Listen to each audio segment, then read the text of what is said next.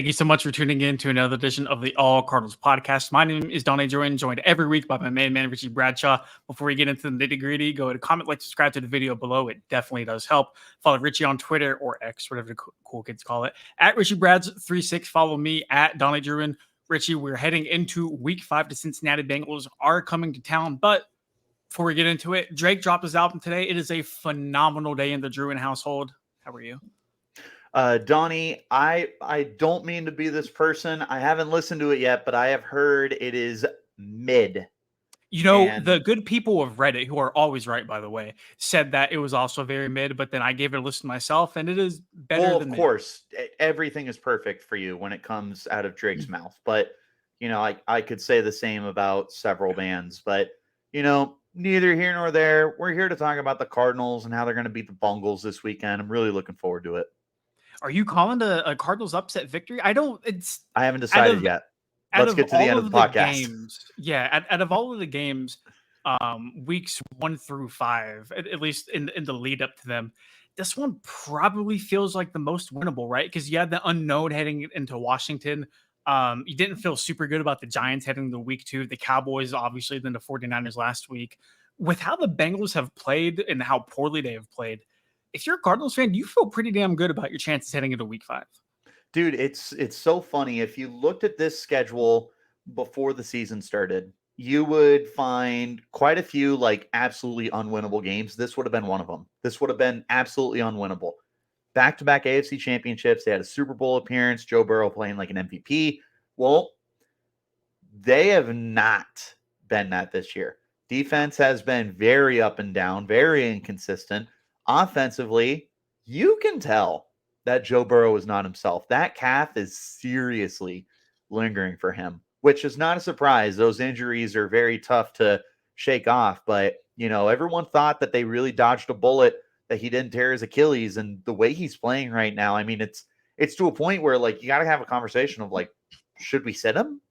It's so early in the season. Maybe we should not be playing Joe Burrow until he's 100% healthy, get him ready for the end of the season. But, this isn't the Bengals podcast. This is the All Cardinals podcast. And for the Cardinals going into this game, they need to understand that this is a very winnable game for them. The way the Bengals are playing right now is the kind of team that the Cardinals can take advantage of. We have seen them play hardball pretty much every game this year. The 49ers pulled away for sure. But, they were neck and neck with the Commanders, with the Giants. They beat the Cowboys. This is a team that is 100% within the realm of them beating. And there's all sorts of different ways they can do it. The Bengals offensive line is beat up. Dennis Gardeck is, playing out of his mind this year. I'll turn it over to you, Donnie. There's all sorts of different positives trending right now in the Cardinals' direction, though. No, you're good. I really like the drum you beat too, because they held halftime leads in the first 3 games of the season. Then they got within 5 in San Francisco towards the I think it was the end of the third quarter, I believe. They're playing far beyond expectations. And I think, with how they've played over the course of the 4 games, it wasn't just like a flash in the pan for 1 or 2 weeks. They are legitimately playing pretty decent football. It's really exciting to kind of see them hopefully get healthy over the next stretch of a couple of weeks. And that's a really good segue into the injury report that we do have. Joe Burrow, you talked about him. He had that calf injury in training camp. They could have put him on the PUP list, but they decided to play him every single game. He's been awful compared to the level we've grown accustomed to him doing. Akeem Davis-Gaither is out with a knee injury. Chidobe Awuzie, Trey Hendrickson, T. Higgins, and Cam Taylor-Britt all questionable. And then Orlando Brown and Irv Smith for the Bengals off the injury report. They will go.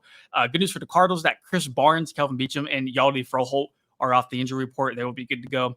2 guys are already marked out. Jonathan Ledbetter, who missed last week, and then Garrett Williams, recently activated off the PUP list. High expectations for him, but I did not foresee him playing this upcoming. So that's just too short of a timetable and a turnaround to ask a rookie cornerback without experience, fresh off a torn ACL, to come into a very, very big week 5 and play his first NFL action. And then you have Dennis Daly, Will Hernandez, Keontae Ingram, and Josh Woods, all questionable. So it looks like a lot of guys, but it's probably not. I mean, at least all of these guys practice at some point throughout the week. I'm trying to look right now. Only Will Hernandez. No, because he practiced on Wednesday. He practiced on Will Thursday. Hernandez was Yep. And he was the DNP on Friday. Only him and Ledbetter were the two guys that weren't there on Friday. So all things considered, a little bit of a clean bill of health for the Cardinals heading in. And I think a really good point to start the kind of matchup breakdown is the Cardinals offense between what they've done without Kyler Murray, having to lean on James Conner, the emergence of Michael Wilson, Marquise Brown still playing fairly good football too. The offensive line playing, I think They're playing very good. they're playing a lot better than some had anticipated. Paris Johnson looks really, really good. You look at the numbers, man, 337 yards per game, which is 12th in the NFL with 22 points per game, which would have been higher if Zach Ertz or Zach Pascal would have caught one of those touchdowns last week. And then the offensive DVOA, dude, words are hard today. DVOA ranking of number 6 in the NFL. They are playing good football on the offensive side. They're doing a really good job, Donnie. Yeah. They are making the most out of what they have. Josh Dobbs is playing very good football right now. He's not turning the ball over. He's moving the ball effectively down the field. He's using his legs to be able to scramble, extend plays, get the off script, off schedule stuff that's going on right now. They're doing all the little things right. James Conner's playing very good. You mentioned Michael Wilson. You mentioned Marquise Brown. They're getting everything going right now.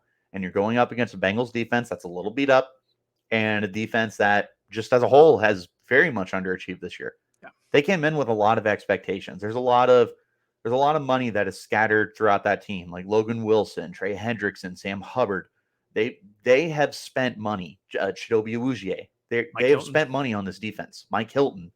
And they're not doing what they're supposed to. You can see on the graphic. They're 18th in points per game. They're 24th in yards per game, 25th in DVOA. Like, there's a lot of inadequacies, I think is the politest way that I can put it, that come from this defensive side of the football. And when you have an offense like the Cardinals that are running very, very smoothly right now, this feels like a perfect opportunity for the Cardinals to get a win against Cincinnati. And again, you're getting a Cincinnati team that's not at 100%, which is the perfect time to capitalize. Like, this is one of those, like, you look back at it and it's like, oh, well, circumstances, A, B, C, and D, whatever. But when you understand what's going into the season, you take wins wherever you can get them. And having a big win over Dallas is awesome. Having a win over Cincinnati, a team that was just in the Super Bowl 2 years ago, that's what get people's attention. Having two marquee wins like that, Donnie, that is exactly what you need to be able to, as Kenny Dillingham would say, activate the Valley and get people to buy into this football team. Beating the Bengals would be huge. I'm curious to see if they can activate the Valley tomorrow against Dion and company. But sold out first time. Rarely.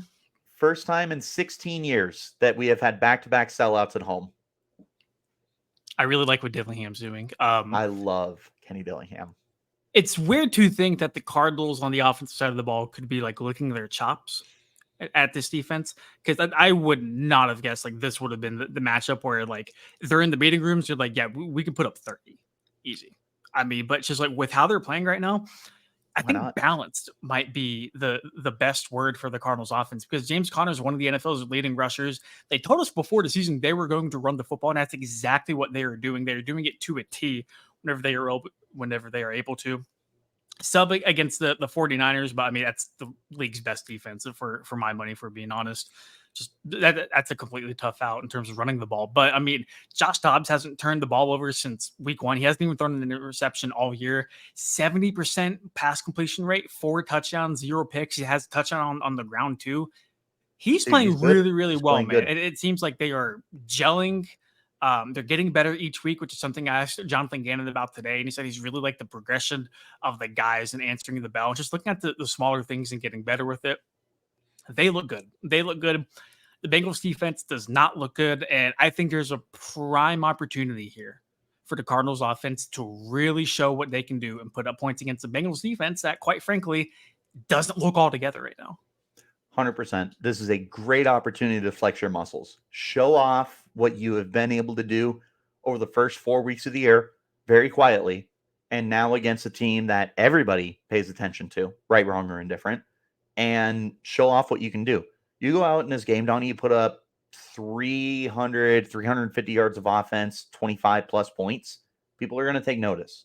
Yep. And especially if you can find a way to flex on the defensive side of the ball, which we're going to flip the script in just a moment, that's another way to really kind of introduce this new era of Cardinals football. But speaking of the offense specifically, this is a great matchup for them and a great opportunity, as we have said, to flex those muscles and show everyone we're playing efficient football.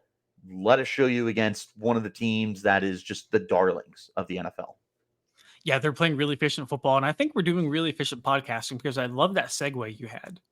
Bring it over to the Bengals offense against the Cardinals defense. We talked a bit about Joe Burrow not being exactly up to par. Jamar Chase has not been thrilled, I guess, with the role that he's had. T. Higgins is questionable. And I think if you're a Cardinals defense, you're kind of banged up yourself. I mean, not that there's any big injuries in the secondary, but like you're still without Buda Baker. Marco Wilson has not looked solid as a cornerback one, at least in my eyes. Keitrell Clark is playing fairly well for being thrown into the fire as a 5th-round pick and a rookie. Kaiser White is doing a tremendous job in the front seven right now. And then you kind of have that like big rotation of defensive linemen down in the trenches. It's kind of a Cardinals thing for this to be the week Joe Burrow and company kind of get their stuff together in State Farm Stadium. And it was funny. I was on a podcast earlier today, and I was like, look, either the Cardinals are going to Cardinal or the Bengals are going to Bengal. Like, one of those two is going to happen. I think, to put it in your words, as you said last week, the unstoppable force meets an immovable object, right? Except it's like the stoppable force meets the movable object. And it's weird because you would have thought prior to the season that the defensive side of the ball, coached by Nick Rallis, coached by Jonathan Gannon, would have been the strong point of the team. Yes, 100%. It's so funny. And like, not to bring the Sun Devils up again, but like, you can equate this to Arizona State, where it's like Kenny Dillingham comes in as like the offensive mastermind, but they can't figure it out on offense. But here the defense is playing really good. Look at the Cardinals.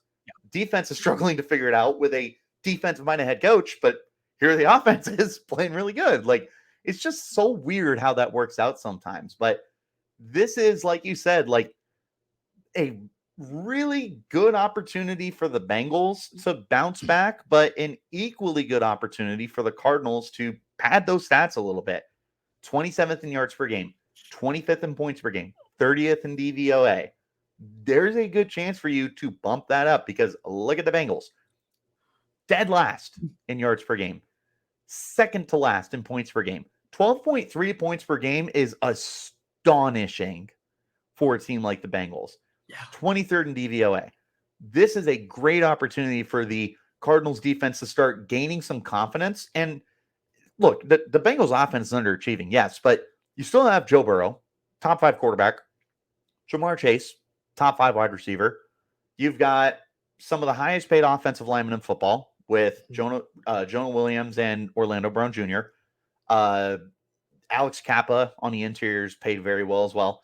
They got T. Higgins, they got Tyler Boyd, they got Joe Mixon. Like, it's not like you're going up against Joe Schmo, Richie Bradshaw, and Connor Rios out there. Like, you've actually got really good football players out there, Donnie. You've got Pro Bowlers all over the place. This is a great opportunity to get some confidence, get that swagger, right? Just because Jamar Chase is off to a slow start doesn't mean that he's suddenly a bad receiver. If he ends the year with 1,500 receiving yards, no one is surprised. But you know what would surprise people? If the Cardinals clamped him. Yeah. That's what you have potentially here, is to flex. The Bengals offense, in theory, should have this figured out by the end of the year. Joe Burrow could throw for 4,200 yards and 30 touchdowns. Like, they could get this figured out. They got it figured out last year. They started pretty slow last year, every year. They start slow every year. This slow. Yes, they did not look like this last year. 100% agree. But to your point, like, when you're talking about a team that finishes strong, don't you want to be a part of the team that slowed that progress? Don't you want to say, like, yeah, Bengals didn't get going until after they played us. We were another one of the teams that slowed them down. You know, we held Jamar Chase under 70 receiving yards. We picked off Joe Burrow 2 times. Like, that's what you have here on the table. Major bragging rights. Yeah. Major bragging rights are on the table here for you. No, I like that too because both teams are searching for their second win of the season. They're both 1-3 heading into this matchup. Just like But we all predicted. from right, doesn't it feel like a game where like it could just click for the Bengals? Like Yeah, 100%. the switch will flip and they go back to that like Super Bowl form we're all accustomed to seeing from Burrow, from Jamar Chase, from the rest of the offense. Because like those numbers, 236 yards per game and 12.3 points per game, there's no way that keeps up, right? Yes. I don't think there's any way that you continue to only score 12.3 points per game. This is a But way too talented offense. on the other side of the ball, though, you have to feel confident in Jonathan Gannon and Nick Rallis with a quarter season already under the belts to have something in place for those guys, right? And like they talked about it today. They said because somebody had asked Jonathan Gannon, how do you kind of factor in the fact that they're 1-3, but they still have all pro players at quarterback and receiver and a couple different places. And Gannon was like, look, like we know what they can do. Like if they go out and they ball out, that is not going to be a surprise. Like we are well aware we are not going to shortchange them. I don't know, man. I have a weird feeling about this game, and I haven't really decided if it's a good or bad thing yet. This is a game that is dangerous. Like you're gonna laugh when I say this. It's winnable, and that's why it feels dangerous. No. You're gonna laugh. This is a trap game for the Cardinals. Yeah. Seriously. I know. I told you were gonna laugh, but like they're gonna roll into this game with the thought of we can win this. We can absolutely win this. And they go into that mentality and they feel really high about themselves. And maybe they almost overlook the Bengals as like, this is a really winnable game. And then the Bengals wake up and they roll the Cardinals 40-10. Like that is a real possibility. So it is hilarious to think that this is a trap game. But in all seriousness, you are looking at a team that might be overestimating the Bengals because of how low they've been playing, right? It's a weird concept. Yeah, I can't fathom a 1-3 team walk into a matchup and be like, guys, we got this. We got this in the bag. Don't worry about it. I also think Gannon will do a good job of making sure that is not the message. I But agree. I mean, from a fan perspective, though, 'cause I think you hit the nail on the head. If you're a Cardinals fan, you kind of expect to come away with a win on Sunday with like how well the Cardinals have played and how poorly the Bengals have played. I mean, we've said it a couple times before, but like something's got to give, Yes. right? Like the Bengals can't be playing this bad of football to win, and then the Cardinals can't be playing this good of football to lose, right? Like one of those storylines is going to have to flip. It's just a matter of which one is it going to be. So I don't know. It's just like weird vibes for me around this game. Um, dude, if this turns into a shootout, I won't be surprised. If this is a low scoring game, I won't be surprised. Like it's the NFL is such a week to week league. The Cardinals or the Bengals could walk away in any fashion of victory, and I would be shocked. I No. wouldn't be shocked. Excuse me. Yeah. No, I'm with you. Like this, I love the way you put that. It's a week to week league. Every week you're 0-0. Mhm. You end the week 1-0 or you end the week 0-1 and then you move on. That's the way this game's going to be. The good old fashioned phrase, any given Sunday. This is a Sunday where the Bengals could still stink and the Cardinals could put up 50. This could be a week where the Bengals wake up and they shut out the Cardinals. This is all the possibilities are on the table. And when you look at a team that's as talented as the Bengals are and a team like the Cardinals that doesn't have as many marquee players, doesn't have as many Pro Bowlers or All Pros or anything like that, in theory, on paper, the Bengals should roll this team, but that's just not the reality that we are in right now. Football's not played And on paper, baby. you nailed it. That is one of my absolute favorite phrases when it comes to football.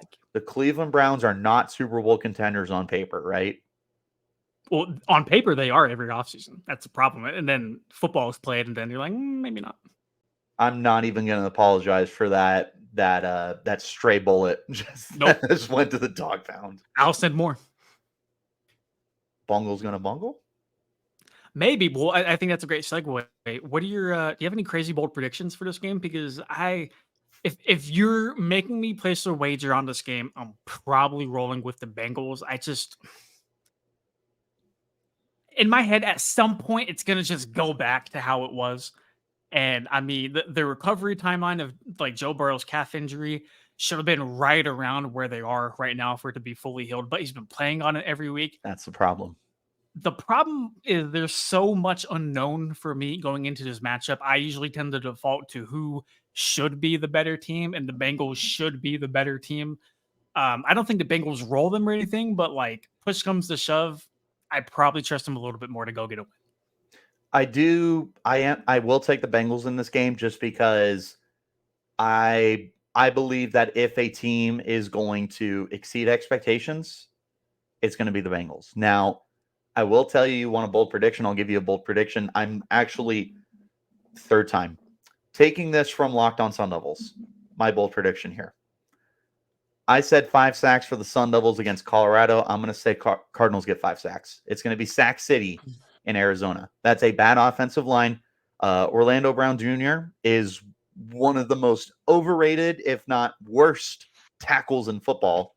And Dennis Gardeck is playing like a man possessed. His long, beautiful hair is on fire right now. I love the sack dance any of those two. My bold prediction, if I had to give one, I think if the Cardinals do win, I think it's by more than 14 points. And I just think if Arizona is able to come out with a W, I don't think it's going to be a shootout. I think it's going to be the Cardinals controlling the clock, just wearing them out over the course of 4 quarters with James Conner on the ground, and just them locking up the Cincinnati Bengals once again, like most other teams have done prior to the season. As a famous Joe Rogan once said, it is entirely possible. Do you have a score prediction before we get out of here? I'm still taking the Bengals in this game. I'm obviously rooting for the Cardinals, and I 100% think it's within the realm of possibilities, but I got the Bengals. Let's go 24-20. I'll go 24-17. Bengals. I'm predicting pain. All right, guys, we're going to get out of here. Thank you so much for tuning in to another edition of the All Cardinals podcast. Go to follow Richie on Twitter at RichieBrads36. Follow me on Twitter at Donnie and Druin. If you hate our crazy movie references or anything else like that, go drop us a comment in the comment section below. We'll be more happy to chat with you guys. But until then, the Gardecki sack dance, we're doing it. We're loving it. Hope you guys enjoy the game. Peace.